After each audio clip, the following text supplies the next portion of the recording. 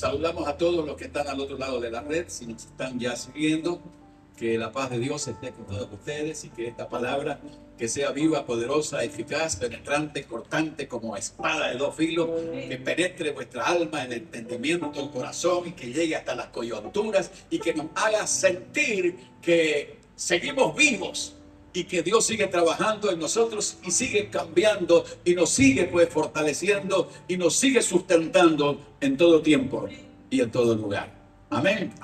Que el Señor me los bendiga. Pueden tomar asiento, pónganse cómodos. Si es posible, acercarse un poquito más acá sería formidable. Pero si no, también donde esté, la palabra va a llegar. Amén. Porque esa palabra es como espada de dos filos. Y como lo hacemos siempre, pues no queremos continuar en la disertación de la palabra, sin antes adorarle también de una manera muy particular con el hermano Ringo. Así que yo quiero cantar una canción que más o menos va un poquito acorde al tema que vamos a compartir hoy, y es el Nazaret. Es el sitio donde vamos a ir de campamento, pero también era el lago donde Cristo predicaba.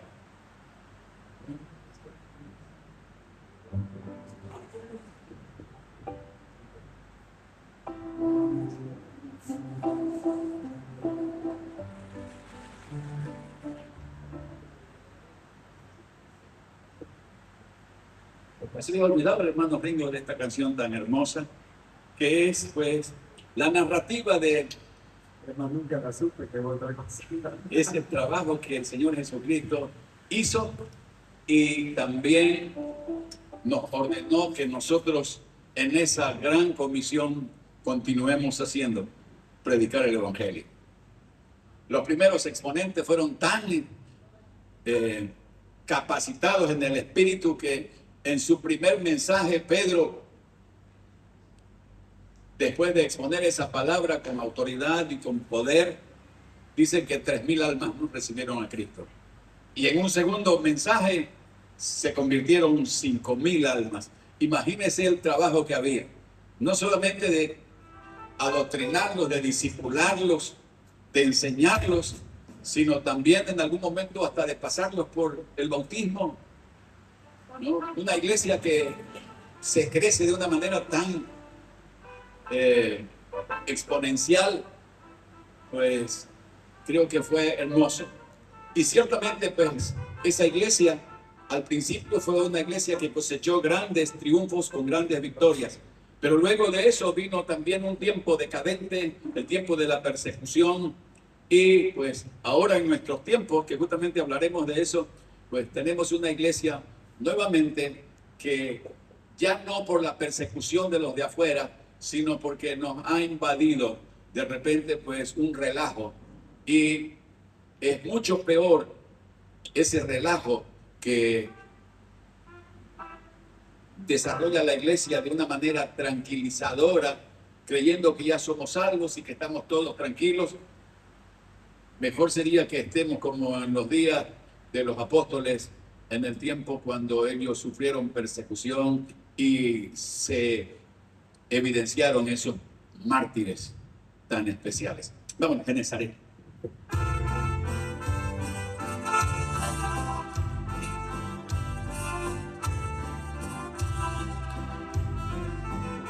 Gloria a Dios.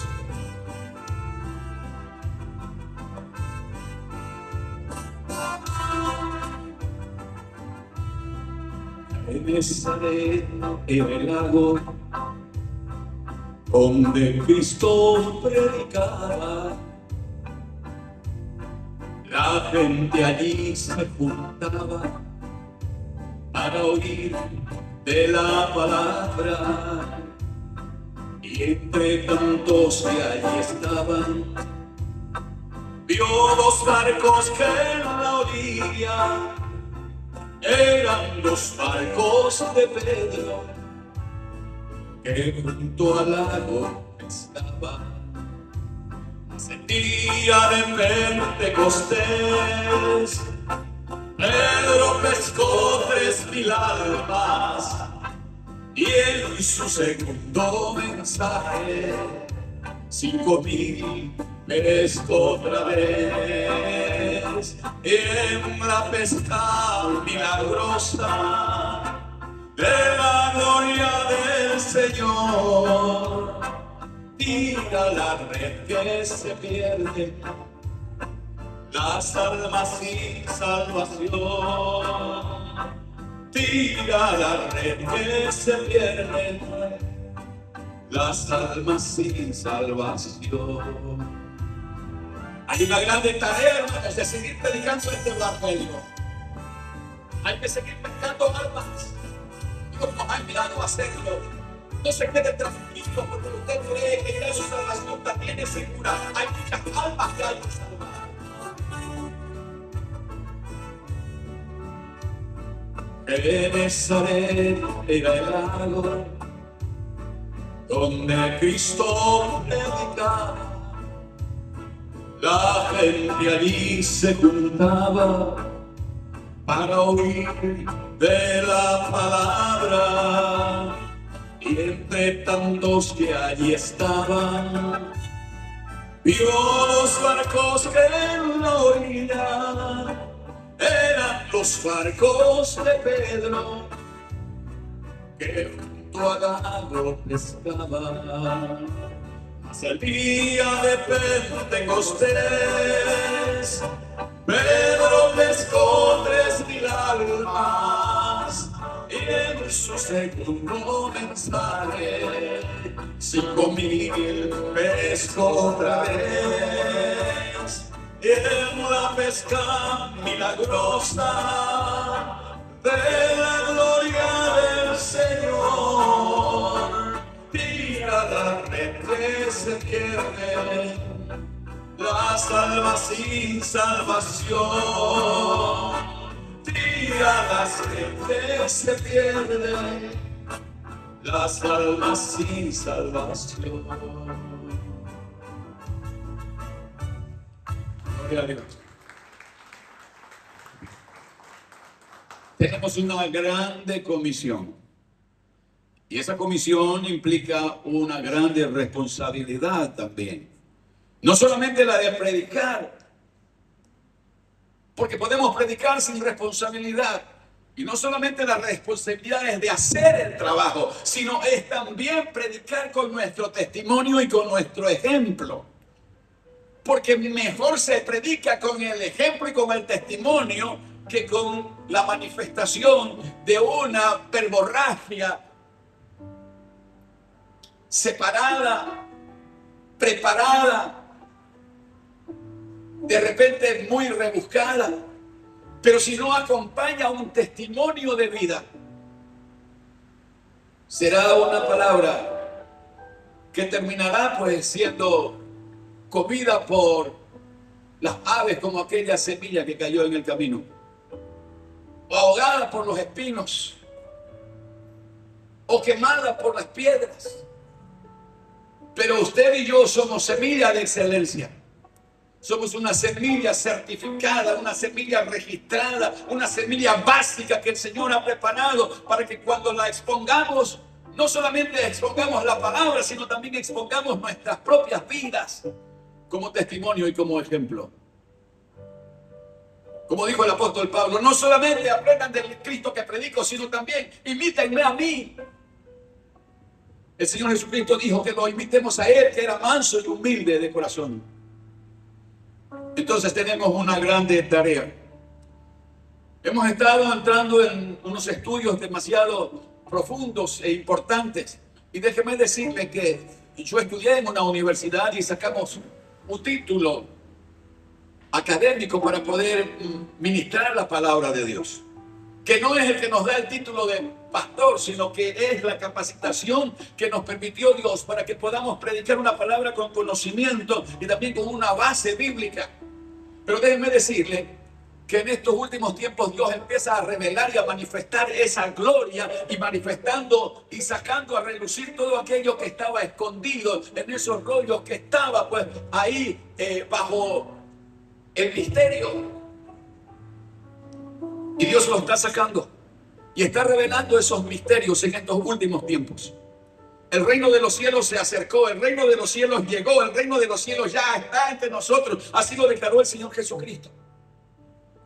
Pero va a llegar el tiempo cuando ese reino empezará a regir y a gobernar en su totalidad después que el Señor Jesucristo venga en su segunda venida y lo instale ya. No un reino en el cual tendremos que estar de aquí y de acá, huyendo y a veces sufriendo los agravios y los asedios de este mundo, sino que el reino de los cielos se instalará y el Señor Jesucristo regirá y gobernará con vara de hierro, y este mundo que ha sido corrompido por el pecado también será subsanado y también será restaurado y también será quemado y purificado, y ahí el Señor Jesucristo gobernará y regirá y usted y yo estaremos con Él.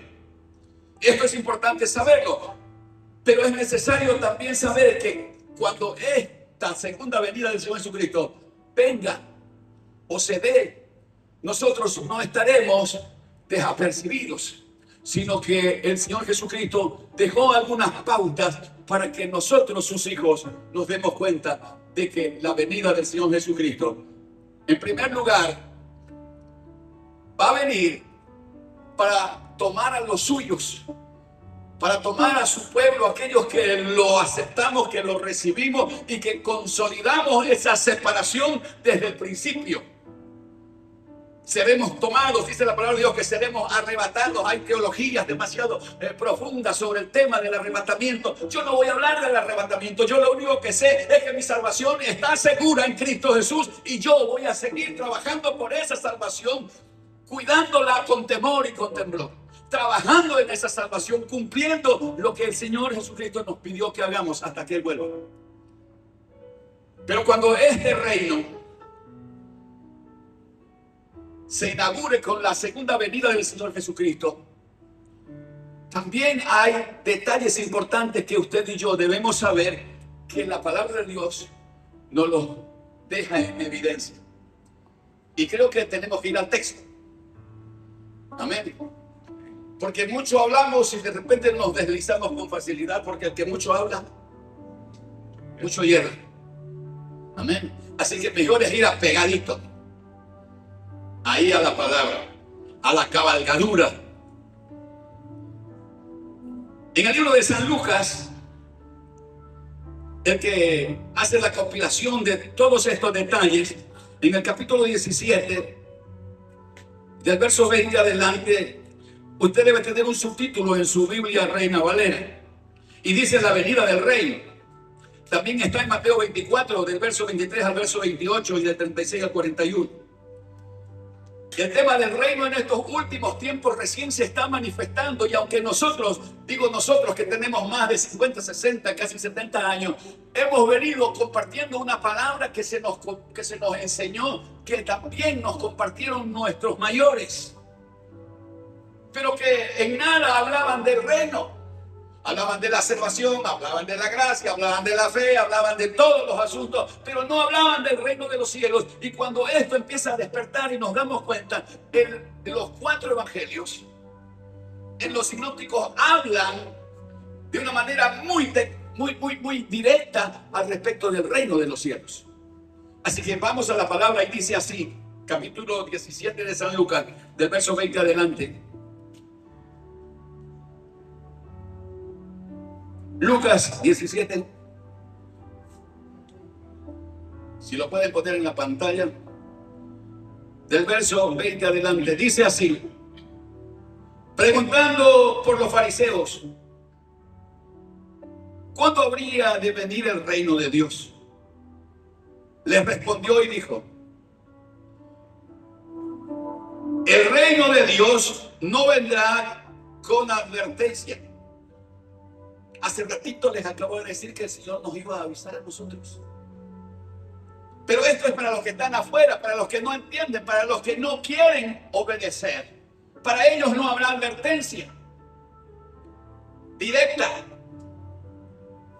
Ni podrán decir, helo aquí o helo allí, porque aquí el reino de Dios está entre vosotros. Ya el reino de Dios está entre vosotros. Para ellos en ese tiempo el reino de Dios lo inauguraba y lo traía el Señor Jesucristo.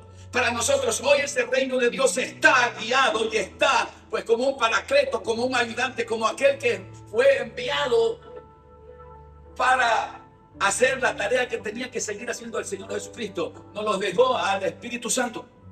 Entonces el reino de los cielos también está ahora entre nosotros. Y dijo a sus discípulos: tiempo vendrá cuando desearéis ver uno de los días del Hijo del Hombre y no lo veréis. Y os dirán: helo aquí, helo allí. No vayáis ni lo sigáis. Porque como el relámpago que al fulgurar resplandece desde un extremo del cielo hasta el otro, así también será el Hijo del Hombre en su día. Pero primero es necesario que padezca mucho y sea desechado por esta generación. Como fue en los días de Noé, así también será en los días del Hijo del Hombre. Comían, bebían, se casaban y se daban en casamiento hasta el día en que entró Noé en el arca y vino el diluvio y los destruyó a todos. Asimismo como sucedió en los días de Lot. Comían, bebían, compraban, vendían, plantaban, edificaban. Mas el día en que Lot salió de Sodoma, llovió del cielo fuego y azufre y los destruyó a todos. Así será el día en que el Hijo del Hombre se manifieste. En aquel día, el que esté en la azotea y sus bienes en casa, no descienda a tomarlos. Y el que esté en el campo, asimismo, no vuelva atrás. Acordaos de la mujer de Lot. Todo el que procure salvar su vida la perderá, y todo aquel que pierda la salvará. Os digo que en aquella noche estarán dos en una cama. El uno será tomado y el otro será dejado. Dos mujeres estarán moliendo juntas. La una será tomada y la otra dejada. Dos estarán en el campo, el uno será tomado y el otro dejado. Y respondiendo les dijeron: ¿dónde, Señor? Y él les dijo: donde estuviera el cuerpo, allí se juntarán también las águilas. Amado y bendito Dios, en su presencia estamos.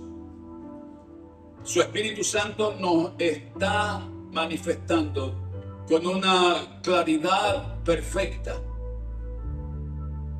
que los tiempos se están cumpliendo, que los días están llegando a su final y que usted pronto volverá para levantar a una iglesia sin arrugas y sin manchas. Una iglesia que ha sido confirmada, lavada por su sangre. Una iglesia que ha sido tratada, que ha sido enseñada, guiada por su Espíritu Santo. Una iglesia que manifestará en todo tiempo y en todo momento esa santidad sin la cual nadie le podrá ver su rostro. Ayúdenos a mantenernos en esas condiciones. Sabemos, Señor, que vienen días difíciles. Sabemos que tendremos que padecer como también usted padeció. Pero luego, Señor, también nosotros seremos recompensados con esa vida eterna. Que también nosotros disfrutaremos de ese reino cogobernando con usted. Disfrutando de todo aquello que usted hará nuevo. Para que este reino de usted, mi Dios, mi Rey y mi Dueño, se manifieste con claridad desde este tiempo, como ya se empezó a manifestar en el principio cuando usted lo inauguró, con su venida, con su muerte, con su vida y con su sangre. Gracias, mi Dios, porque hoy su Espíritu nos hace entender sabiduría, porque hoy su Espíritu Santo nos está guiando a toda verdad. Porque hoy su Espíritu Santo está tratando de hacernos entender lo importante que es no relajarnos, no quedarnos tranquilos, sino seguir haciendo esa tarea que usted nos encomendó de seguir predicando ese Evangelio. Para que todas esas almas que han de ser salvas hasta que lleguemos al número de los escogidos se cumplan. Y sabemos que ese día está muy, muy cerca. porque las evidencias están claras como usted nos las muestra. Serán como los días de Noé, serán como los días de Lot, serán como esos días de corrupción, de evidencia de que el mal ha prosperado, pero que nosotros seguimos nadando contra corriente, como verdaderos peces vivos, no como peces muertos que siguen la corriente de este mundo. Buen Dios, ayúdenos, que su Espíritu Santo sea el que ponga las palabras en nuestra boca. Que a cada uno de los que está escuchando aquí en este auditorio, como allá en el sitio y el lugar donde usted nos está escuchando, también sea motivado al aprendizaje y que seamos despertados y sacudidos por la urgencia que hay de seguir haciendo y cumpliendo esa perfecta voluntad. En el nombre de Jesús oramos. Amén y amén. Gloria al Señor. Tenemos que predicar. Pedro lo hizo con excelencia al principio. Luego terminó ofrendando su vida y según la historia dice que Pedro tuvo que ser crucificado y que no se halló honroso de morir exactamente como murió Cristo crucificado, sino que él pidió que lo crucifiquen, pero con la cabeza para abajo. La Biblia no dice eso, pero los historiadores seculares hablan de esto. Hubieron muchos que terminaron como mártires, desde Esteban, el diácono, hasta hombres y mujeres que sufrieron pues de las persecuciones y de los desastres y de los hechos más violentos por los emperadores romanos. Desde aquella forma con la cual se los persiguió en esas cruzadas religiosas, aquellos que creían y aquellos que compilaban la palabra de Dios, fueron muchos ejecutados, muertos, quemados. Fueron puestos a disposición de leones hambrientos. Otros iluminaron las plazas como antorchas humanas bajo esa maldita ley de Nerón. Y así el enemigo ha manifestado esa grande persecución contra los verdaderos hijos de Dios. Hoy damos gracias al Señor porque de repente esa persecución así tan atroz, nosotros en este lugar, con esta libertad que tenemos de culto, la podemos disfrutar, pero el disfrutar de esa palabra muchas veces nos ha mantenido enfriados de tal manera que no estamos apercibidos y creemos que la salvación está tan lejana, pero está tan cerca, hermano. Están a las puertas. La venida, el retorno del Señor Jesucristo está a las puertas. Así que tenemos que ponernos avisados. Tenemos que guardar ese estado de ¿qué le puedo decir? De apronte. Tenemos que mantener ese fuego vivo del Evangelio, sabiendo que el Señor Jesucristo no retrasa su venida. Y Él está prácticamente ya a las puertas. Siempre aquellos que tratan de llevar el conocimiento y llevar la palabra a un escenario de confrontación para poder entrar en grandes debates teológicos. Pues nosotros no tenemos tales costumbres ni la Iglesia del Señor de entrar en ese tipo de debates. Así que ciertamente los fariseos, aquellos que solamente son legalistas y religiosos, siempre tratarán de contender la palabra de Dios, de entrar en estas discusiones que te conducirán, dice la palabra de Dios, más y más a la impiedad, y que no te levantarán a levantar y a practicar y a vivir un evangelio de santidad que lleva consecuencias. Esas consecuencias son cambios de vida, salud espiritual, emocional y aún física. Entonces van a ver esos preguntadores, esos preguntones. ¿Cuándo va a venir el reino de Dios? No solamente nos lo preguntarán en nuestros días a nosotros, sino al mismo Señor Jesucristo se lo preguntaron. Y Él les respondió y dijo: el reino de los cielos no vendrá con advertencia, porque Él conocía sus corazones. Y Él sabía que lo que hacían eran preguntas capciosas para hacerlo caer o para hacerlo quedar en una evidencia de falsedad. Pero el Señor Jesucristo es la verdad, el camino y la vida, así que nunca lo podrían haber encontrado en un traspié de revelación escritural. Verso 21. Ni podrán decir: hey, aquí está el Cristo. Hey, está allí el Cristo. Ya hay evidencia de esos acontecimientos. En muchos lugares del mundo se levantan falsos cristos que se ponen túnicas y se ponen turbantes y caminan y se hacen llamar Jesús. Y hasta tienen poder y hacen milagros.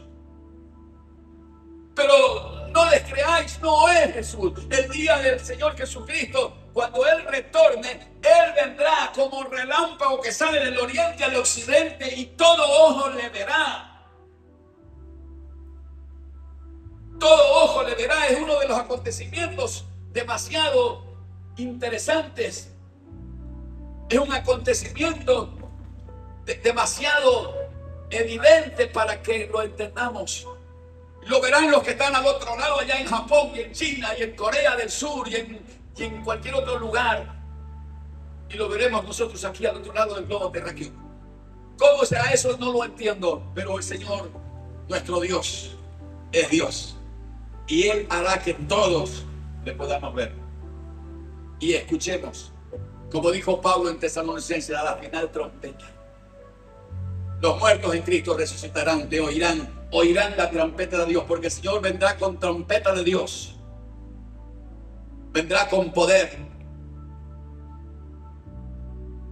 Y nosotros sabremos que es Él. Así que tenemos que estar apercibidos. Así que no se deje llevar por falsas informaciones de que por acá, por allá aparece un Cristo que está haciendo grandes milagros. Hay algunos que levitan ya. Y a muchos van a engañar.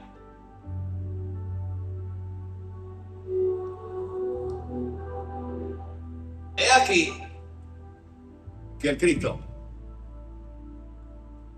está entre nosotros. Y yo estaré con vosotros hasta el fin del tiempo.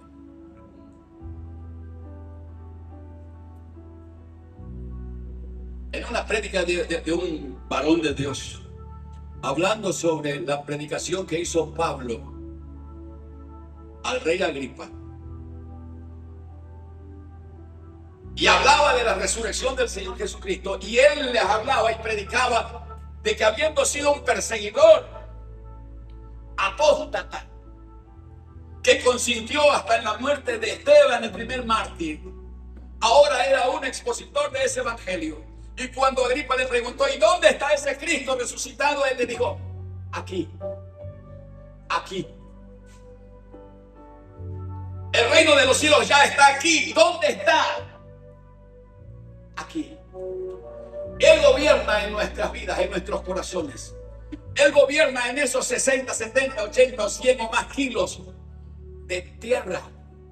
En ese territorio que se convierte en un territorio espiritual, pero es un territorio de gobierno, donde Él hace su perfecta y eterna voluntad. Así que Él está aquí. Si no está aquí en usted, no es evidencia de que Él no esté entre nosotros. Es sencillamente evidencia de que Él estando entre nosotros, usted no lo ha percibido y no lo ha invitado para que reine y gobierne su vida. Esa es la tarea que nosotros tenemos que llevar este evangelio, para que la gente entienda que el Señor Jesucristo no va a venir como un reino terrenal, con autoridad y con poder terrenal, con violencia, sino vendrá con amor a gobernar voluntariamente. Cuando nosotros le cedemos nuestro yo, cuando nosotros le hemos cedido el sillón, el trono del mando de nuestra vida, ya no gobernamos nosotros por nuestro yo, sino gobierna Él, porque ya no vivo yo, sino que Él vive en mí. Y cuando Él vive en mí, para mí ese vivir en Cristo me da victoria. Y me hace entender que si tengo que pasar por la experiencia de la muerte, ese acto será victoria, será ganancia, será evidencia de esa gloria de Dios que se ha hecho evidente en usted y también en mí. Verso 22. Y luego se dirige el Señor Jesucristo a sus discípulos. Tiempo vendrá cuando desearéis ver uno de los días del Hijo del Hombre. Va a llegar el tiempo cuando estén ya ahora, habiendo pasado ese tiempo de victoria, ese tiempo de campeonatos de 3,000, 5,000 almas, de predicaciones, de Pentecostés, de la gloria, de la revelación. Van a llegar tiempos de persecución y en aquel tiempo suspirarán los apóstoles, y también nosotros llegará el tiempo cuando empezaremos a suspirar y a anhelar un solo día de ese caminar con Cristo, de poder disfrutar de esa gloria como la disfrutó Enoc, caminando, llamándose amigo de Dios.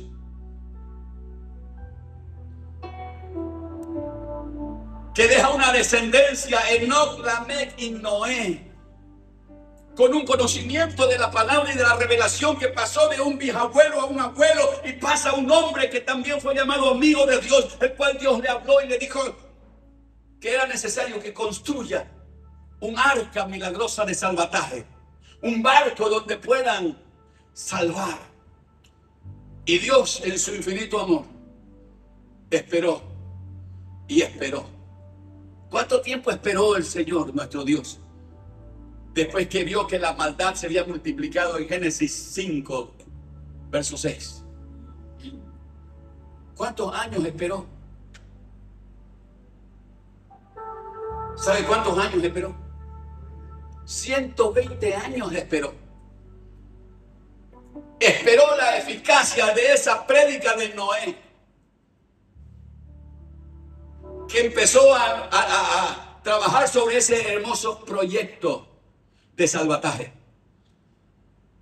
Para ese tiempo nos parece que la tierra no había tenido la experiencia de un baño de lluvia como la que tenemos últimamente.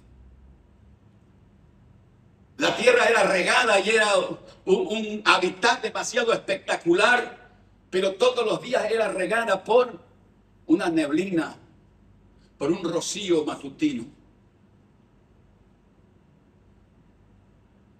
Los vivientes de los contemporáneos de Noé no conocían la lluvia. Entonces, cuando se les hablaba de que vendría una lluvia, no lo creían. Pero el problema no era que no la conocían la lluvia. El problema era su corazón, que había sido endurecido y había estado ya de constante apostando por el mal, porque lo disfrutaban el mal como hoy lo disfrutan el mal. En nuestros días, como en los días de Noé, disfrutamos el mal. Dice la palabra de Dios que estaban casándose en los días de Noé. Comían, bebían, se casaban, se daban en casamiento. Por 120 años se les predicó. Por 120 años Noé dio evidencia de que Dios le había hablado y que vendría pues un acontecimiento terrible. Vendría un diluvio que a todos los que seguían y apostaban por el mal serían consumidos. Pero lejos de creerle se burlaban. Estás loco, Noé. Estás loco, Pablo. Tus muchas letras te han vuelto loco. Estás loco, hermano. Estás loco, hermano. ¿Cómo me vas a decir esas cosas cuando es lindo vivir en el mundo, cuando es hermoso disfrutar estos días carnavalescos, cuando le podemos dar rienda suelta a nuestra carne para que se satisfaga de todos esos anhelos y deseos que tiene esta carne que ya está corrompida por el pecado? ¿Cómo me va a decir que es necesario que nos separemos, que nos apartemos y que vivamos en santidad, que vivamos una vida agradable a Dios? No me diga eso. La vida es una y hay que disfrutarla.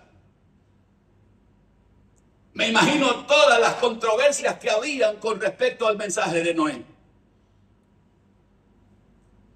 En este tiempo, exactamente como dice la palabra de Dios.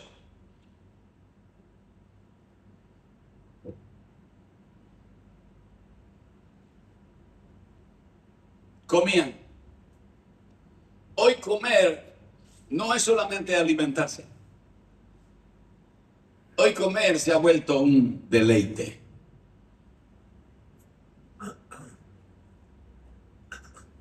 En el tiempo de los emperadores romanos, había tanta comida para ofertar a todos los que estaban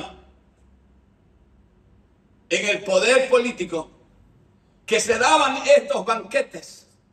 Y dice la historia que la gente comía y comía y comía. Y cuando ya se sentía que no podía comer más, habían hecho hasta unos estanques, unos nuques allá afuera, para que la gente vaya y lo vomite y vuelva nuevamente a volver a comer. Porque el placer que produce la comida es demasiado. ¿Demasiado qué puede ser?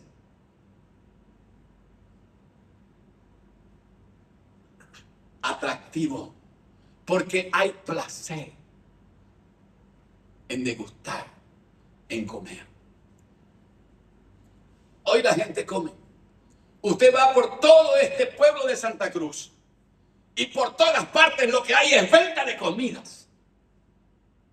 Y no estoy en contra de los que ofertan buena comida. Estoy en contra de ese comilón que no come para satisfacer su necesidad, sino que ese que come y come por gula. Y la palabra de Dios dice, contra gula. ¿Qué más dice el proverbio? Cuchillo a la garganta.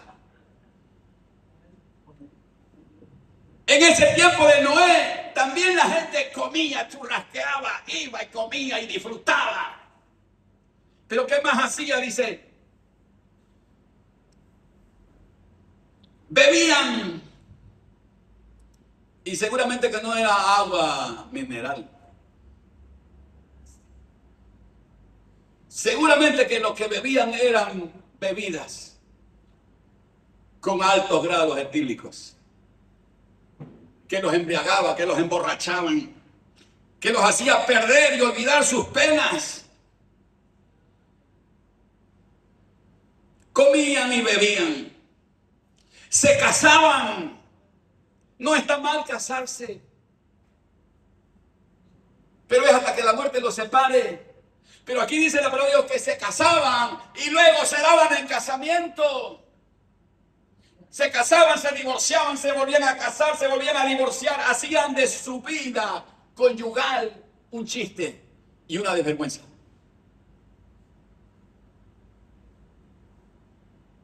Usted, sin ir muy lejos, puede tener inclusive amigos o amistades o familiares que se han casado 2, 3, 4, 5 veces.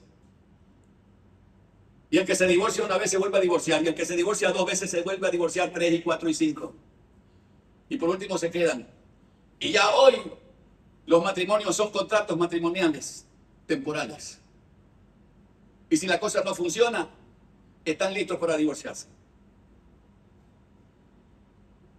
Es más, en Europa se está considerando el matrimonio como una afección para la vida psicológica de los contrayentes, de los cónyuges. Dice que les atrofia y les daña la vida estar sometidos al yugo conyugal. Pero es el proyecto de Dios y es sano y es puro. Y Dios que no era bueno que el hombre esté solo y le hizo ayuda idónea. Y empezando su ministerio, el Señor Jesucristo, cuando llegó e inaugura su reino, lo primero que hace es ir y aprobar y sancionar de una manera evidente y pública lo importante que es un matrimonio. Él fue al matrimonio, él asistió al matrimonio. La Biblia no dice que él fue y los casó, pero él estuvo con su presencia aprobando, y no solamente con su presencia aprobando, sino que hasta les hizo el milagrito de cambiarles el agua en vino, para que siga el gozo, para manifestar que cuando el Señor Jesucristo está entre nosotros, es tiempo de gozo. Y aunque algunos lo llamarían comilón y bebedor, Él dijo: cuando estamos de fiesta y cuando estamos de matrimonio, no hay por qué abstenerse. Hoy disfrutemos. Pero también llegará el tiempo cuando tendremos que ayunar. También tendrá el tiempo cuando debemos que adorar, orar y glorificar y buscar la presencia de Dios. Y dice que va a llegar el tiempo cuando desearemos que uno de esos días que tuvo el Señor Jesucristo en la tierra vuelvan una vez a nosotros. Pero no hay nada mejor de manifestar y de ver que en la necesidad es cuando mejor se aprecian las cosas que no apreciamos cuando estábamos en una vida abundante. Así que ahí anhelamos. Ay, me acuerdo cuando comíamos los churrasquitos, aunque hayan sido de codornices o aunque hayan sido de conejos silvestres, que comíamos allá en Egipto. Los ajos, la cebolla, esos condimentos. Y ahora solamente comemos este maná desabrido. Llegarán los días cuando anhelaremos esos tiempos cuando la bendición estaba en nosotros. Llegarán los días cuando desearemos que el Señor haga algo para llenar nuestros corazones. Cuando recordamos que nuestros padres, que nuestros seres queridos pasaron a la eternidad y se fueron sin Cristo, y nosotros seguimos aquí todavía con una vida miserable, sin saber ciertamente si todavía la gracia de Dios sigue funcionando en nosotros. Llegarán tiempos duros y difíciles cuando diremos: ay, cuánto añoramos, cuánto deseamos uno de los días del Hijo del Hombre, y no lo podremos ver. Tiempos verán en que desearemos ver esa gloria, ese poder, y ya no lo tendremos, no tendremos la oportunidad de verlos.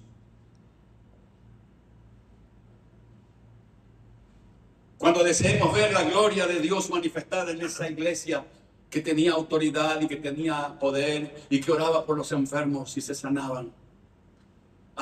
Se recuerda, hermana Graciela, cuando orábamos por esas personas con cáncer y el Señor las sanaba hasta hoy. Y hoy ya no podemos orar ni siquiera por un chulupi. Nos hemos enfriado tanto que tenemos solamente historia que recordar y anhelos de que vuelvan esos días tan hermosos. Pero Dios sigue siendo el mismo ayer, hoy y por los siglos. Y si nosotros nos ponemos bajo la vara protectora, bajo el hada, como la gallina, pues abre sus alas para anidar a sus polluelos, para poder ver la gloria de Dios. Todavía es posible. Todavía para nosotros es posible. Una iglesia que tenía grandes cosechas. Se recuerda cuando íbamos de campaña y la gente recibía al Señor Jesucristo. Cuando habían prédicas sencillas y humildes, de repente como las de Pedro, pero la gente se convertía. Si usted quiere leer esa historia, está en Hechos 2:41. Ya nos están esperando los días de la grande persecución, cuando vendrá la apostasía, cuando vendrán los falsos maestros. Vendrán los días de esa apostasía, de esa mentira. Pero también veremos en algún momento esa vida de mártires reflejada en alguno de nosotros. Esos hombres que le creyeron a Dios y que prefirieron aún en contra suya decir y predicar la verdad. Hay grande evidencia de esos hombres. que prefirieron ofrendar su vida y no negar al Señor Jesucristo. Es en los días de necesidad cuando mejor se aprecia la gracia y el favor y el amor y los verdaderos valores que el Señor Jesucristo tiene para cada uno de nosotros. Es en las enfermedades cuando añoramos los días cuando estábamos sanos, saludables y completos. Es en esos días de adversidad, de dolor, de enfermedad, cuando recordamos cuando todavía podíamos correr y disfrutar. Es en las grandes pérdidas en los cuales nosotros podemos acordarnos de esa gracia salvífica. Cuando hemos perdido la salud, cuando hemos perdido la economía, cuando se ha perdido la moral, cuando hemos perdido los vínculos sociales, cuando hemos perdido las relaciones familiares y amistosas, cuando hemos perdido pues nuestros amigos y nos encontramos solos. Pero recuerda, el Señor Jesucristo con su reino está aquí. Y Él nos puede levantar y nos puede fortalecer nuevamente. Así que no podemos seguir recordando los días de Noé para volverlo a imitar, sino que tenemos que tomar eso como ejemplo y salir de ese estado pecaminoso, de placer desventurado, y empezar a hacer una vida recogida espiritual y emocionalmente para guardar esos principios que están en la palabra de Dios y que nos dicen que debemos vivir santa y piadosamente.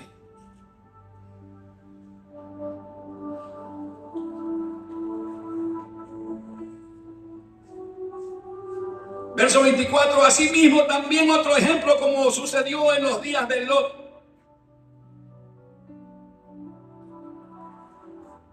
¿Qué pasó en los días de Lot? También comían, también bebían, también compraban, también vendían, también plantaban, también edificaban, también hacían cosas, vivían en un activismo y en un estado de economía demasiado fluido, floreciente. ¿Cuántos de nosotros estamos sumidos en ese estado? Nos gusta comer, beber, disfrutar, comprar, vender, plantar, edificar. Pero nos estamos olvidando de lo más importante y de lo más principal. Buscar a Jehová mientras puede ser hallado. De llamarle tanto que está cercano. De dejar nuestros actos y nuestras obras impías. Abandonar nuestra vida impía y buscar al Señor. Volvernos al Señor, el cual tiene de nosotros misericordia, y a ese Dios que es amplio para perdonarnos. De repente no te esperará 120 años, porque para nosotros hoy los días son 70 y 80 para los más fuertes. Pero Dios sigue tocando a la puerta de tu vida, de tu corazón, de tu familia. Dios sigue tocando las puertas de nuestra iglesia para que despertemos y abandonemos este estado letárgico en el cual hemos entrado y despertemos y nos demos cuenta de que hemos sido elegidos, que hemos sido separados, que hemos sido comprados, que hemos sido seleccionados por Él desde antes de la fundación del mundo, y que tenemos una misión histórica que cumplir, y que cuando entramos en esa misión entramos en un estado de gozo, gozo y gozo y sumo gozo, de tal manera que ya no nos hace falta las ofertas impúdicas del mundo y los placeres desventurados que nos ofrece el mundo, el cual nos dice: no améis al mundo ni las cosas que están en el mundo, porque si alguno ama al mundo, el amor del Padre no es de él. Si alguno ama al mundo, se constituye enemigo de Dios. El Señor Jesucristo dijo que a Él lo aborreció el mundo, y también nos aborrecerán a nosotros por causa de que Él nos ha escogido y nos ha seleccionado. También nosotros nos hemos constituido enemigos del mundo y del diablo. Así que por lo tanto tendremos oposición. Habrá oposición. Se levantarán los Zambalá, se levantarán los Tobías, que no dejaban que Esdras y Nehemías construyan y reconstruyan el templo y el lugar de Jerusalén. Habrán los brujos, habrán esos tipos que no quieren que se hable, como cuando Pablo predicaba. Había ahí algunos que se oponían. Habrán otros que querrán comprar el poder. ¿Cómo se llamaban esos tipos? Simón el mago. Habrán esos que quieren comprarte la unción. Pero la unción no está en venta, hermanos.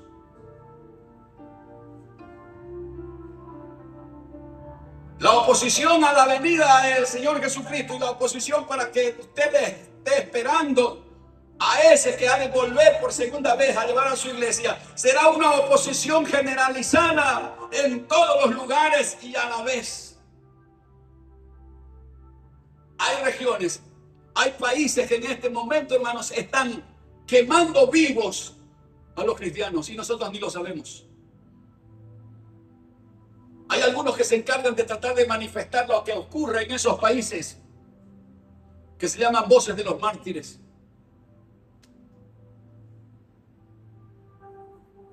Las grandes cadenas que están informando al mundo no dan testimonio de aquellos 70, 40, 20 que los ponen y los metrallean y los matan solamente por creer en Dios.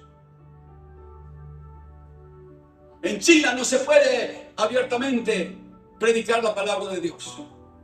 En varios países del Medio Oriente no se puede predicar abiertamente porque los chiitas y otros enemigos de Dios los fusilan, los matan, los queman, los alquitranan.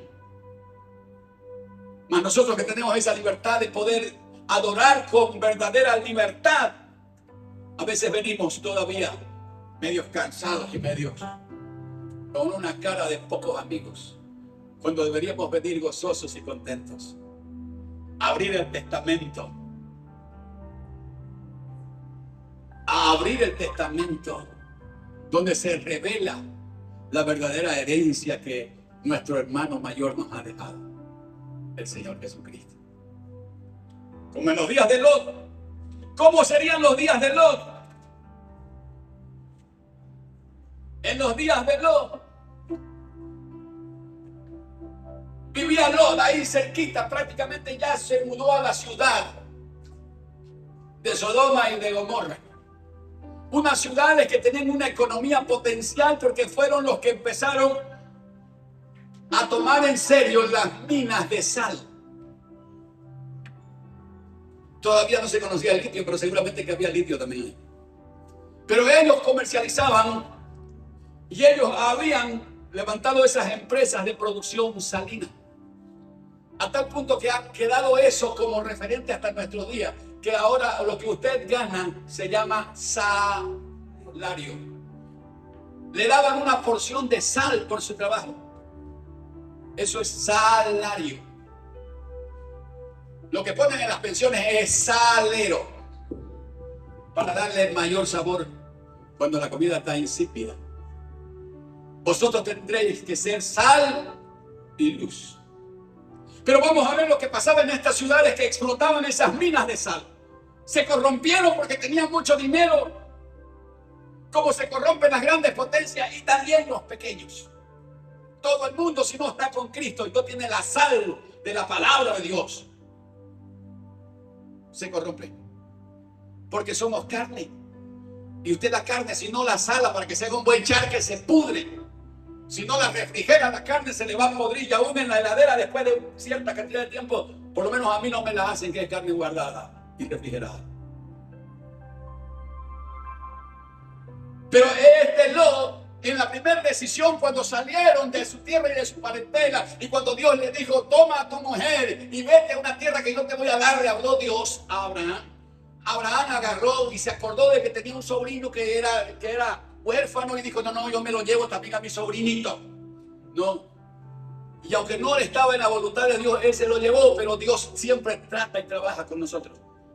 Y cuando llegaron a cierto lugar, empezaron a enriquecerse en todo ese viaje, en toda esa peregrinación.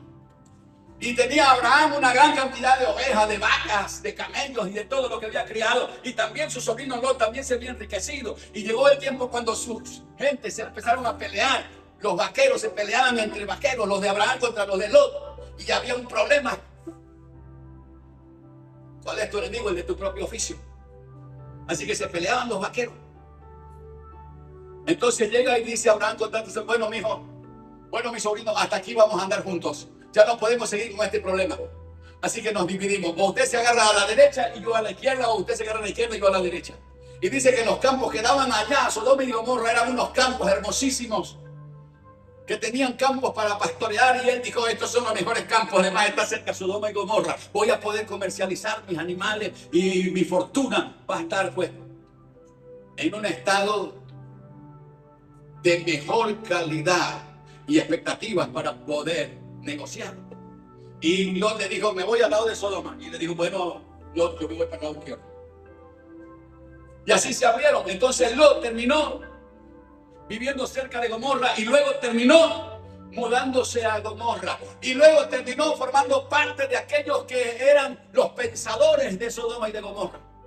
Él se juntaba ya vestido de buena ropa en las puertas de la ciudad y eran parte de aquellos que tenían autoridad por conocimiento. Pero en un momento le habló Dios rápidamente la historia, lo habló Dios, se le reveló, se le manifestó Dios, dice la palabra, a Abraham y le dijo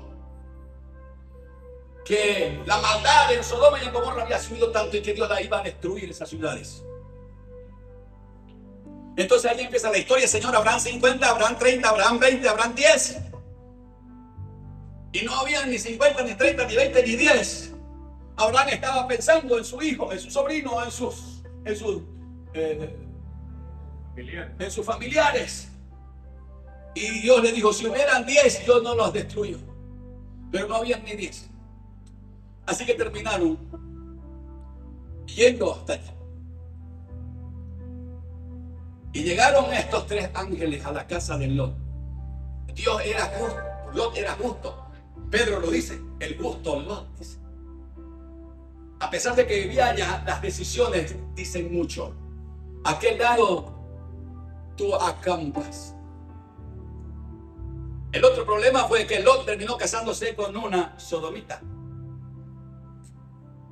Y ahí tuvo su familia.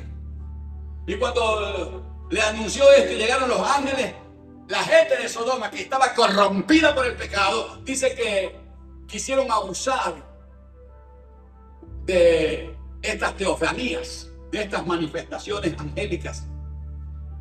Y Lot, para poder mantener esa cualidad de excelencia, les ofreció a su hija, que era virgen, para que la violenten, pero que dejen a estas entidades tranquilas.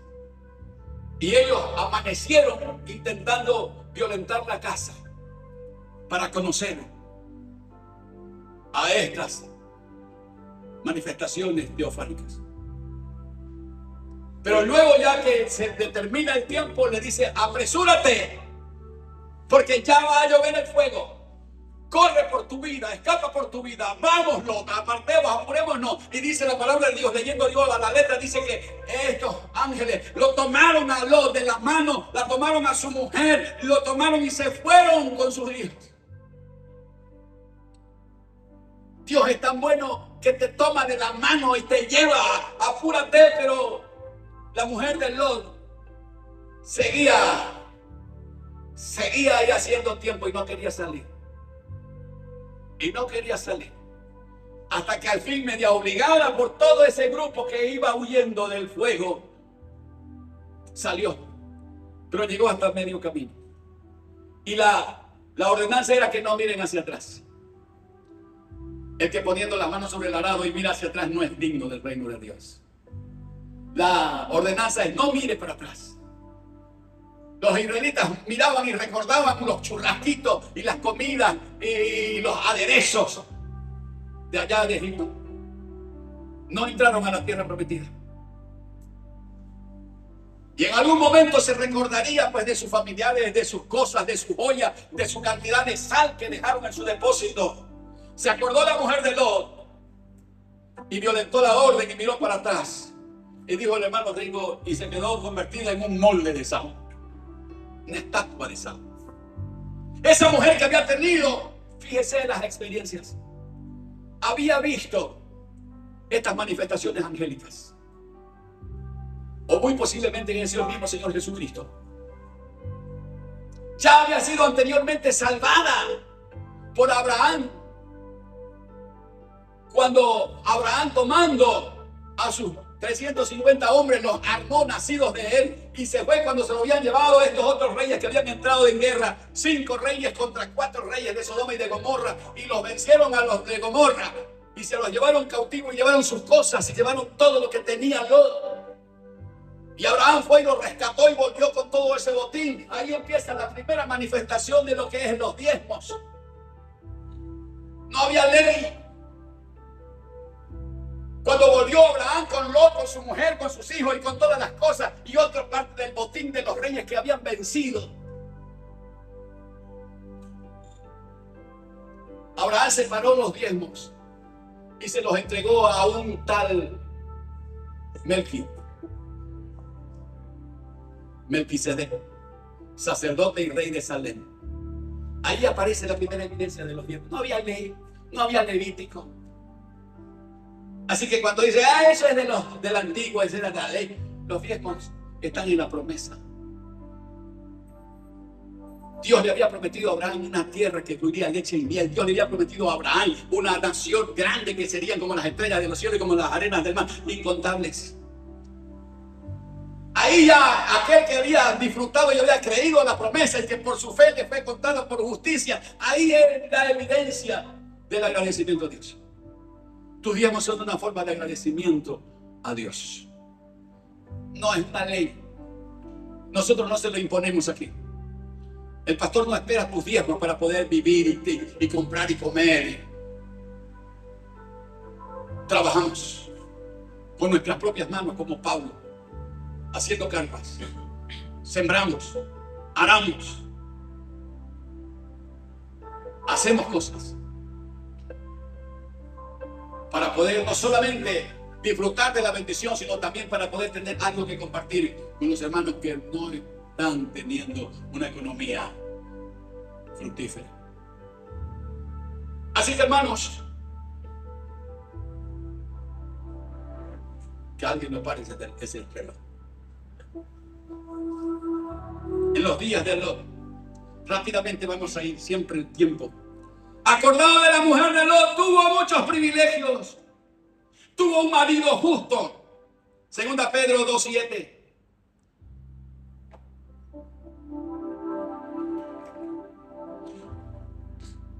Tuvo parientes que hablaban de esa fe y de esos valores como Abraham y Sara. Fue advertida por estas teofanías, por estos ángeles acerca de el fuego que caería sobre esas naciones y de esa fuga apresurada que le ofertaban.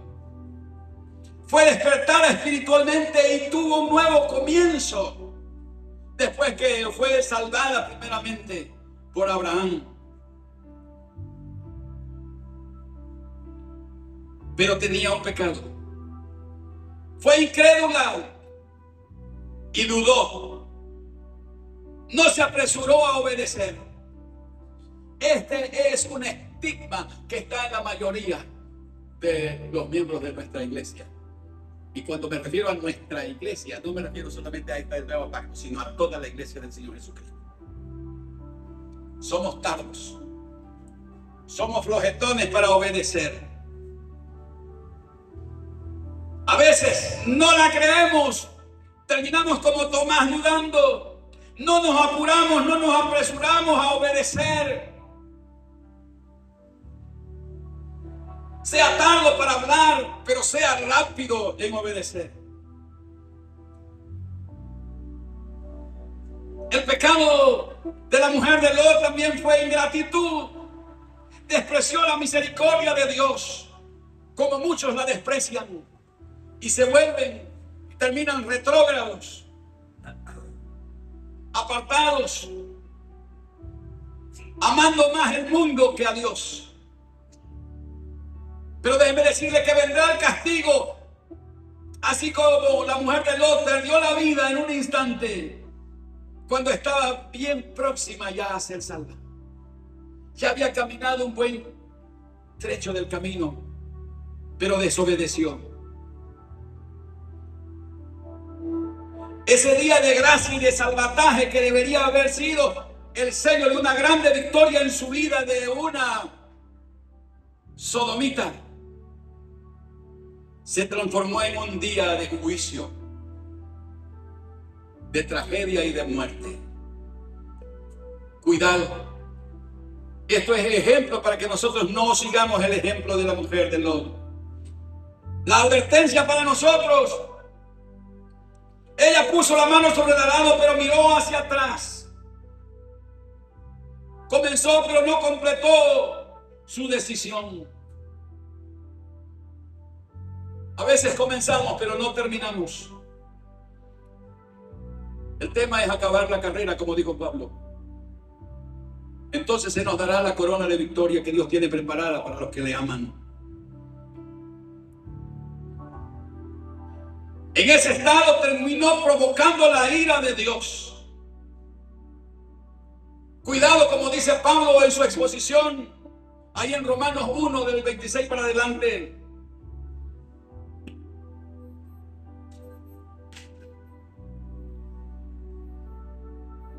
Que provocando la ira de Dios, se rebelan y se vuelven rebeldes, contumaces, desertores, violentos, deshonestos, desobedientes a los padres, soberbios, altivos, necios, desleales, sin afecto natural y toda clase de actos que no agradan a Dios. No provoque la ira de Dios. No desprecie el señorío. No sea rebelde y contumaz. No desprecie la gracia de Dios. Por eso cuidémonos de la abominación que producen los lucros terrenales.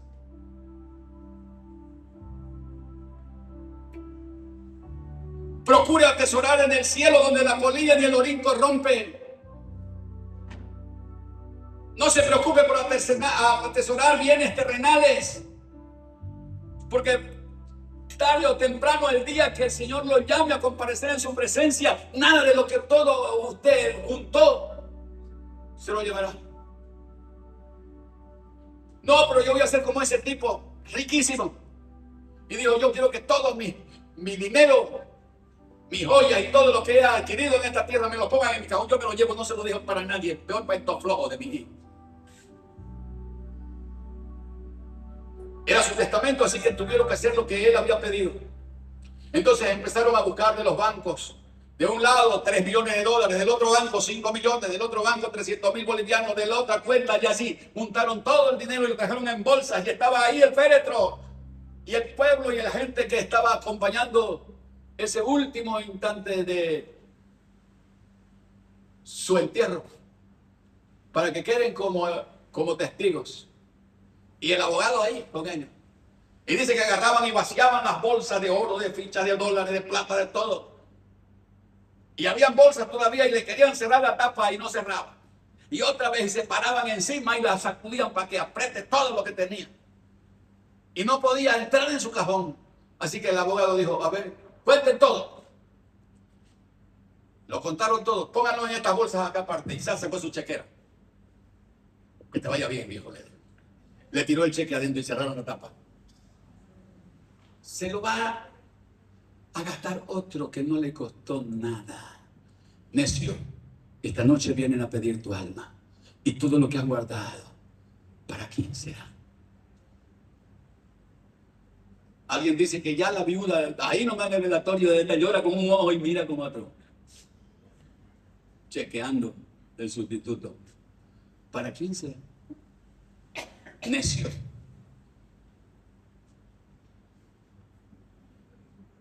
Por eso debemos cuidar nuestras almas, nuestras vidas, nuestros corazones de la ambición por los lucros terrenales. Cuidémonos y resistamos a la orden. Cuidémonos y no nos resistamos a la orden que Dios nos ha dado. Deje el impío su camino y el hombre inicuo sus pensamientos, y vuélvase a Jehová. Él tendrá de nosotros grande misericordia. Cuidémonos de no dudar.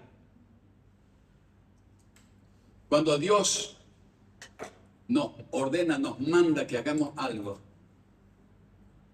de ahí nomás arranque y vaya. Porque hubieron muchos que dio ejemplo, y vendrían algunos y dijo: déjame, Señor, yo te sigo, pero primero voy a ir a despedir a mis padres. Déjame, Señor, yo te sigo, pero voy a ir a arreglar unos problemas de unos bueyes que tengo por allá amarrados. Yo tengo unos problemas de unos camiones, tengo unos problemas de qué, de unos negocios. Los arreglo y te sigo. El que no deje padre, madre, hermanos, hijos, tierra, y viene en pos de mí, no es digno de mí. Así que no imitemos a la mujer de Lot, porque vienen días difíciles. El Señor Jesucristo vendrá en el momento, en el día, en el estado en que usted menos lo espera. Así será la venida del Hijo del Hombre. Cuando Él se manifieste, el que esté en la azotea, allá arriba, no baje por sus cosas abajo. De ahí usted tiene que ascender a los cielos con Él. Este evangelio del reino, esta manifestación, me toca, se lo prometo, esta manifestación del Señor Jesucristo en su segunda venida hará algo trascendental. Van a haber cosas increíbles que sucederán. En los días de Noé hubo un diluvio. En los días de Lot, ¿qué hubo? Lluvia de fuego y muerte. En el día del diluvio, tanta muerte que solamente 8 se salvaron. En el día de Lot, se salvó Lot y sus 2 hijas.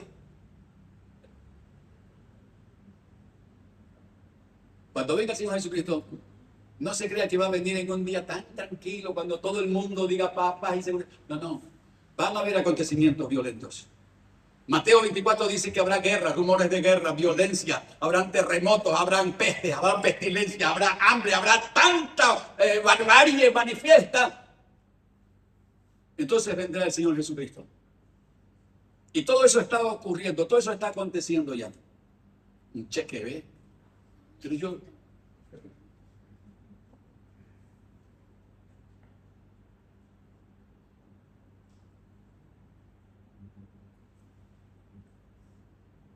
Qué bonito esto, ¿se lo leo? Mandamos unos saludos especiales para nuestros hermanos César Parada y Natalia Molina, su esposa. Allá en los Estados Unidos nos siguen, escuchan, están con nosotros. Dios sea bendito. Dios bendiga tu vida, Ronald y hermana Sandra.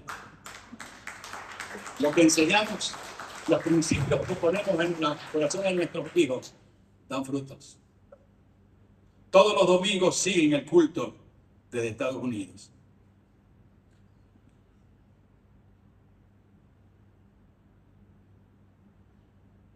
Saludos a Sandra de Parada, que está un poquito delicada de salud, pero nos está escuchando. Hermana Sandra, la queremos y la amamos mucho. Qué bueno es el Señor. Terminamos. ¿Por dónde estábamos? Ahora sí que ya.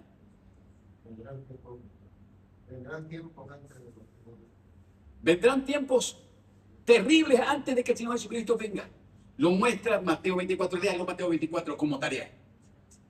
O sea que no va a ser un día tan tranquilo y bonito y de festivo y trum y todos en un estado de concordia. No.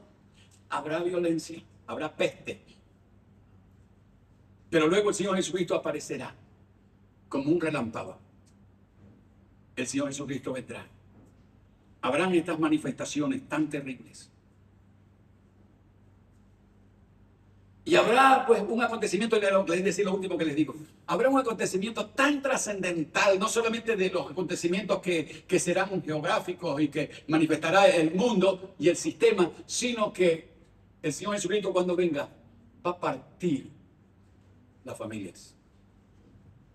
Las va a partir las familias. Wow, pastor, lo que está diciendo. No lo digo yo, lo dice la palabra de Dios. Os digo que aquella noche estarán dos en una cama. Cuidado con su marido impío, cuidado con su mujer impía. Cuidado del peligro de que tenga que usted quedarse y él viajar. O usted viajar y él quedarse. Entonces estarán durmiendo en una cama, el uno será tomado y el otro será dejado. Dos mujeres estarán moliendo juntas.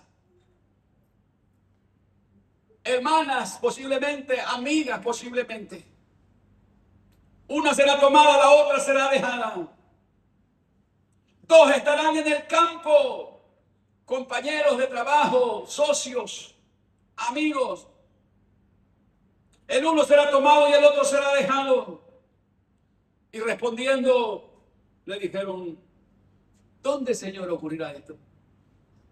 Y el Señor con una manifestación coloquial, una expresión muy conocida por ellos, les dice, donde estuviere el cuerpo, allí se juntarán también las águilas.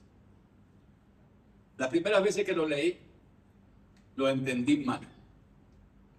Y yo decía, ¿dónde está el cuerpo? ¿Cuál es el cuerpo? La iglesia. ¿No? Allí se juntarán las águilas. ¿Y cuáles son esas águilas de vuelo alto? Pero esta expresión no era esa. Ahí donde estén los cadáveres, ahí donde estén los muertos putrefactos, ahí se van a juntar. Las águilas no son águilas, sino son buitres. Allá se van a juntar estos animales a comer la carroña. Allá será el lloro y el crujir de dientes.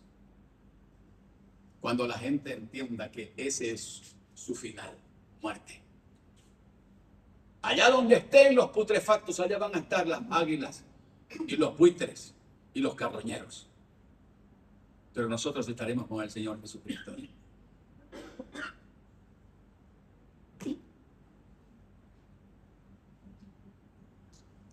Nosotros no seremos despojo ni alimento de carroñeros.